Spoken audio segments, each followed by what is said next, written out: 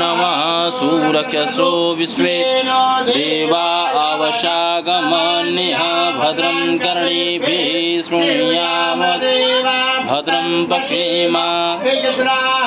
स्थिरैरङ्गैस्तुष्टवागुं मयि देवहितं यदायो शतमिन्दु शरदो वन्दे देवायुद्रानुसग्राजरसं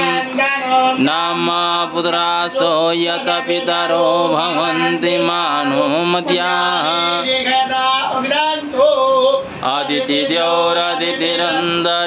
अदितिर्माता स पिता स पुत्रः विश्वे देवा अदितिः पञ्चजना द्यौः शान्तिरन्तरिक्षगुं शान्तिः पृथिवी शान्तिरापः शान्तिरोषधयः शान्तिः वनस्पतयः शान्ति विश्वे देवाः शान्ति ब्रह्म शान्तिः सर्वगुं शान्तिः शान्तिरेव नो अभयं गुरु सन्ना गुरु प्रजाभ्यो भयं न भवतु। श्रीमन्महागणाधिपतये नमः